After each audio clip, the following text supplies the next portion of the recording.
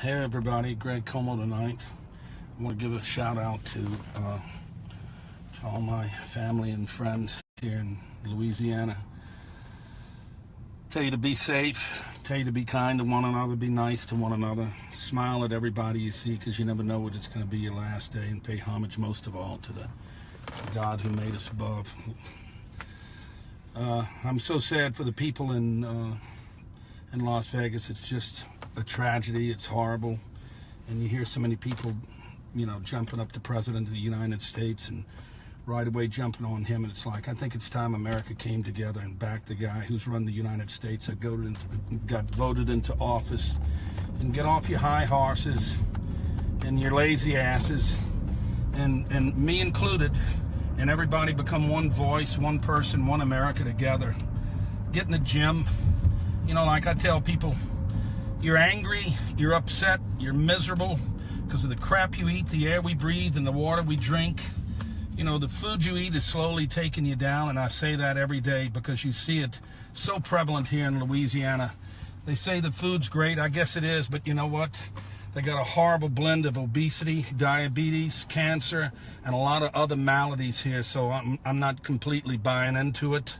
I love the food as much as anybody else, but not on a daily basis. So I'm telling people right now, look online, find out how I can educate you, or other personal trainers can educate you and help get you on some kind of clean diet where you can clean up your life. I think sugar almost incites anger in people every day. It almost causes a confusion because it's inflammation, and it's just poison in our bodies day after day after day. I'm not saying this is in respect to what is happening out there with crimes, but with people that are driving angry every day, people that are angry in stores. It's getting towards that time of the year where I almost hate it, and the people that I know hate going into stores and shopping for their kids, because fighting over toys, fighting over lines, fighting over what prices, gas lines, cars, food. Be nice to one another. Vegas is a tragedy. I lived out there for 2 years, and I never met nicer people in my life. I'm not a gambler, so I didn't venture to go into the casinos except to have a fun time with my daughter, because they had some great playgrounds that were inside some of these places, like Orleans and MGM. They had places for kids where you could play for an hour and a half on incredible little facilities that they had there designed specifically for kids. I just don't get what happened there, because the security is so incredible out there. I had a friend of mine that used to work for Steve, went out there. He's a good friend of mine. I want to give a shout out to him. Ken Burgess, his son David worked for him, and at Wynn Hotel, 6'10", 280-pound kid. Security was impeccable. So I don't get what happened out there. It's so unfortunate. It's horrible. God rest these people's souls.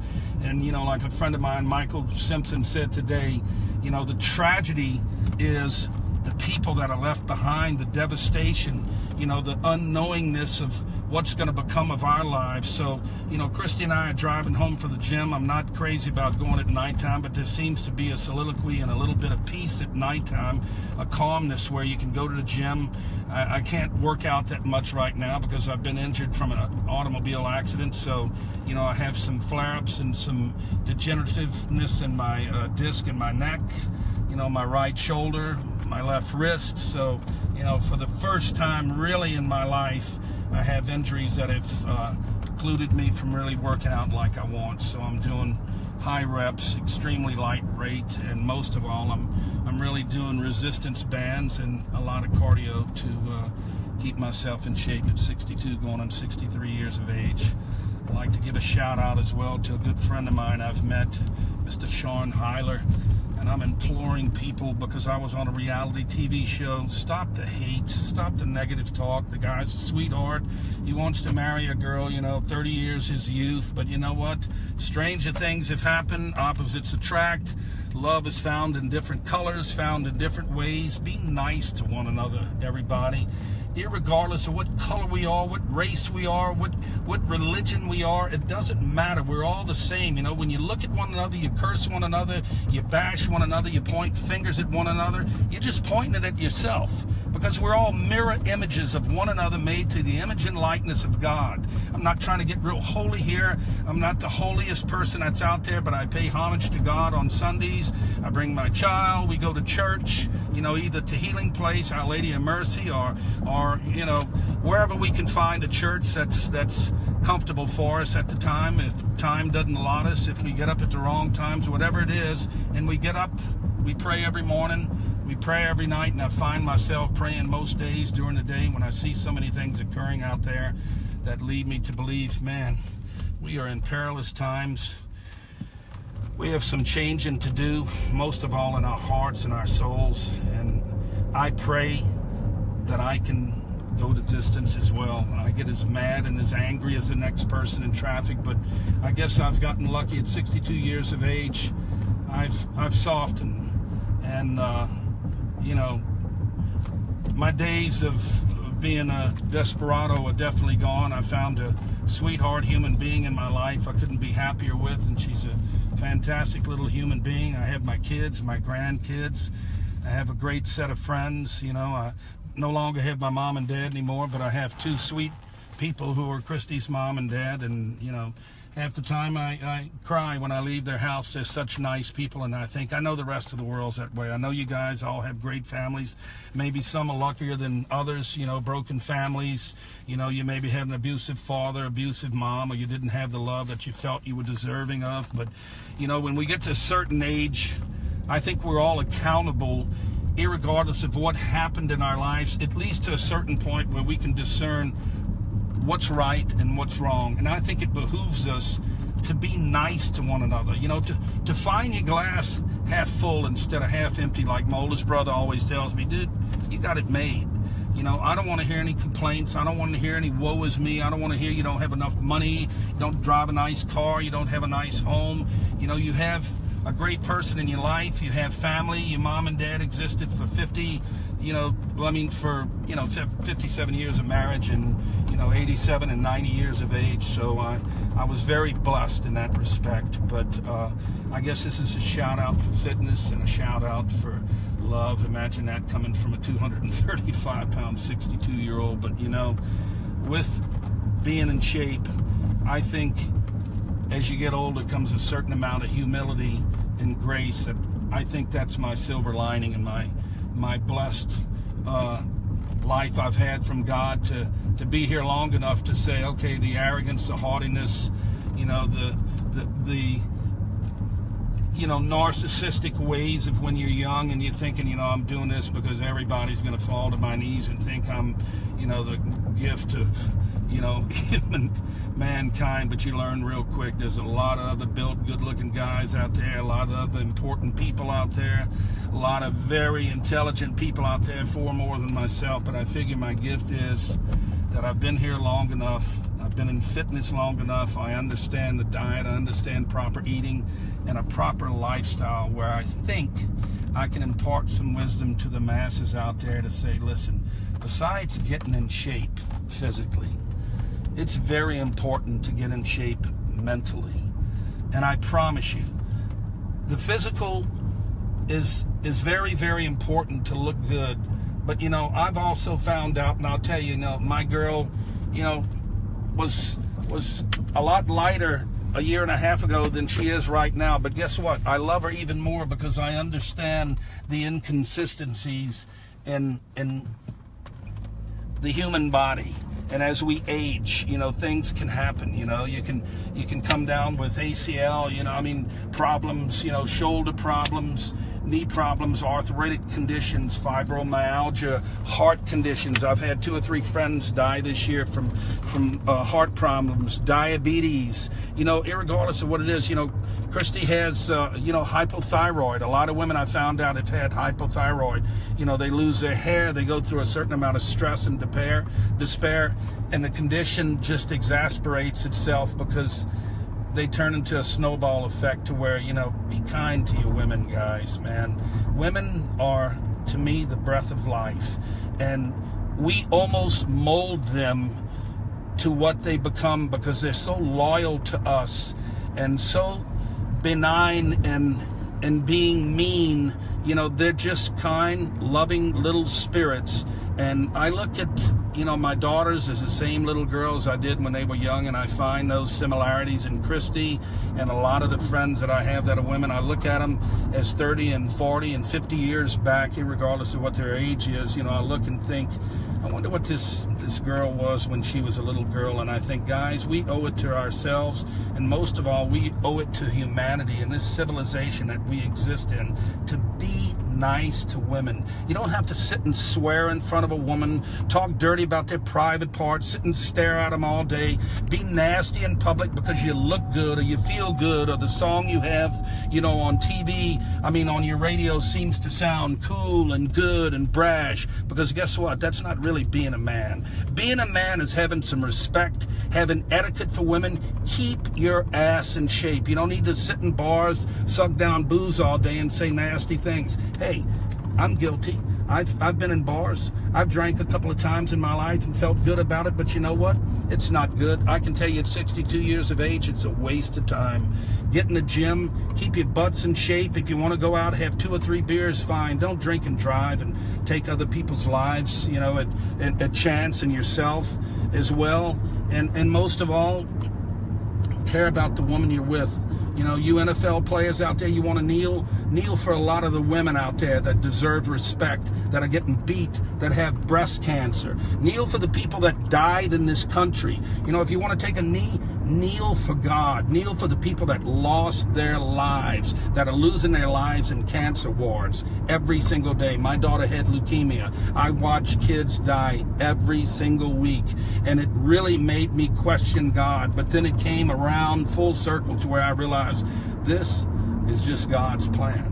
And we don't know what it is, but I promise you at the end of our lives, we are all going to bow to Him. So I promise, hey, I understand oppression. I understand prejudices. I have black, I have white, I have Spanish grandkids. So guess what? I feel you. I feel your pain. I feel your oppression because my kids go through it. But you know what?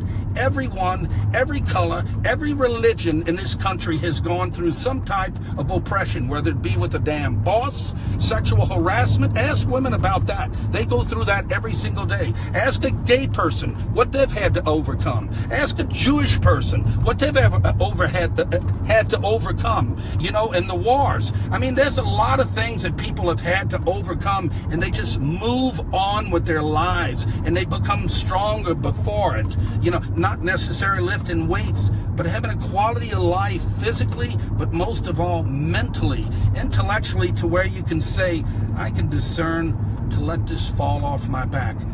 Nothing is going to interrupt me today. Maybe death, but that'll only take me home to the God I serve. And make sure you serve Him, because you know what? We can all be gone tonight, just like those unfortunate people that lost their lives in Vegas. And people are dying every 2 seconds around the world. Every 2 seconds around the world. So you know what? When you kneel for things that really, really matter. People losing their lives. When you play games and you make millions of dollars, think about what you're doing before you insult other people. I don't care what color you are. I don't care what race you are. I don't care what religion you are. You didn't live 200 years ago. You live now. You're fortunate. You're lucky. And guess what? I can't control the thoughts of men who thought nasty things 200 years ago about maybe men who treated them crappy, or women who treated other women crappy. You know, they're sinners too. We're all sinners. Think about what we've done to God in our lives. You know, we hurt Him every single day.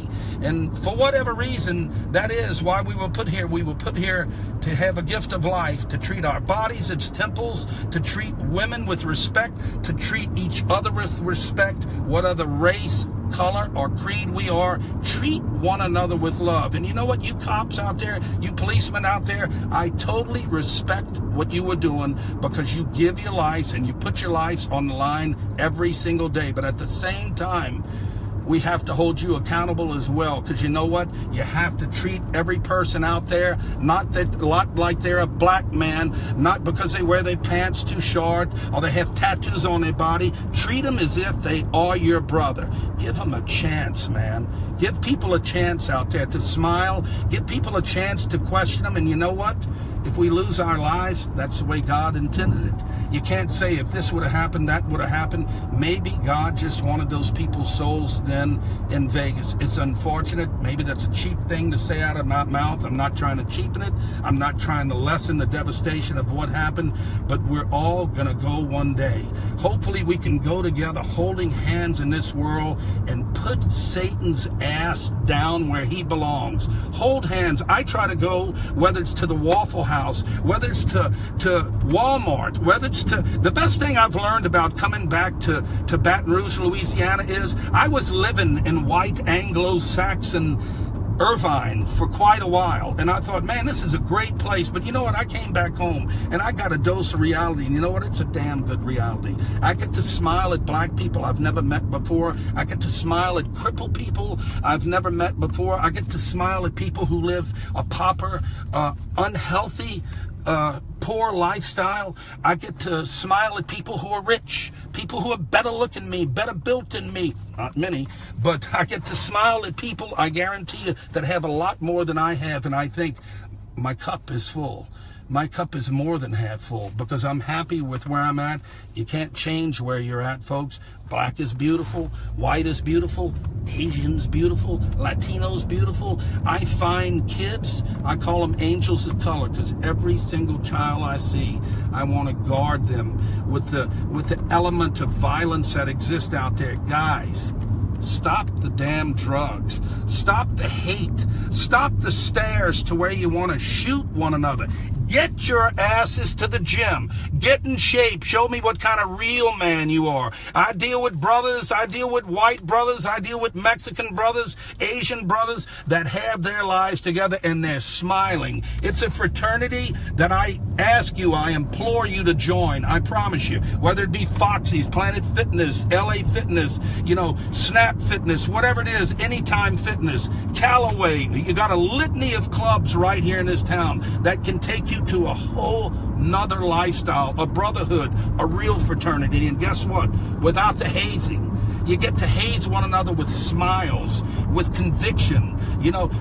People that give one another respect and dual respect back and forth begets more respect. And every day you see one another, the walls come down. That's why I tell people all the time, imagine what we could be if we just try every day to build one another up rather than tear one another down on Facebook. I mean, tear one another down on Facebook. I see it every single day. I think, what is the matter with people?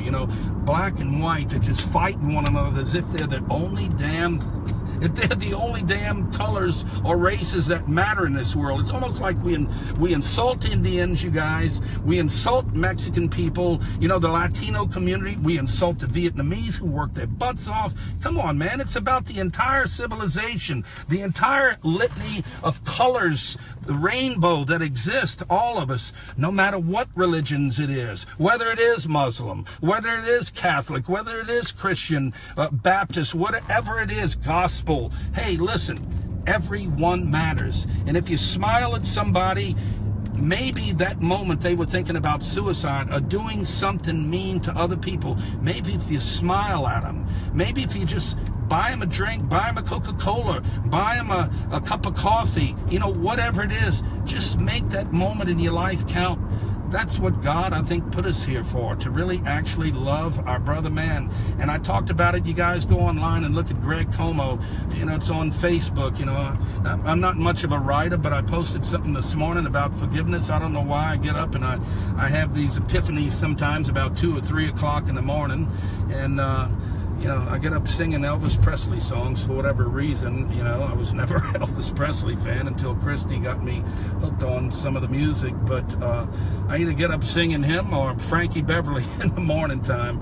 But anyway, my epiphany is I always feel the need to get up and say something out the side of my coon-ass mouth that may make a difference in people's lives. And if I'm on here just talking rhetoric, it's because I'm spun out from working out. I had a damn good workout, but I just want to tell people out there, God, man, when you pull into a gas station, it doesn't hurt to let a person go before you. It doesn't hurt to be nice to a woman. Don't say F you to women or bitch or the nasty things that people say. And most of all, don't slap a woman. Don't show you're not a man. Show you're a man and be classy and walk off if you don't have something nice to say, irregardless of what the woman does to you. I've never hit a woman.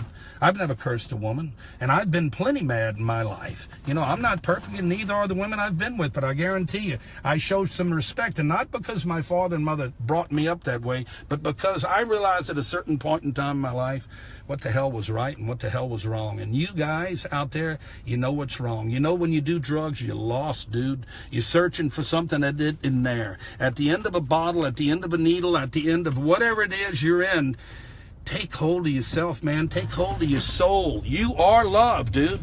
Girls, you are loved. You are more than enough. I don't care what color you are. I don't care if you got pimples. I don't care if you're heavy, short, tall, skinny. I don't care if you're in a wheelchair. I don't care if you're short. I don't care what it is. You are loved. Somebody is loving you tonight. I promise you. If not them, I am. I want to love because I want people to love me too. I don't want anybody to hate me, just like I don't want to hate anybody else. And if I can get that through fitness, and if I can get that through eating, because I'm stupid enough to think that's what I can find in the world of fitness. I think I could stop, and I implored. I've written her a couple of times, and I know she's a busy lady. You know, I know she has her faults, but listen, don't lay down on our own government. You know, give the lady a chance. Even the mayor of this town, I don't know much about the politics in Louisiana. I haven't been here for 30 years, but I can tell you this. If the lady got voted in, it's because people wanted her in there. So quit bashing people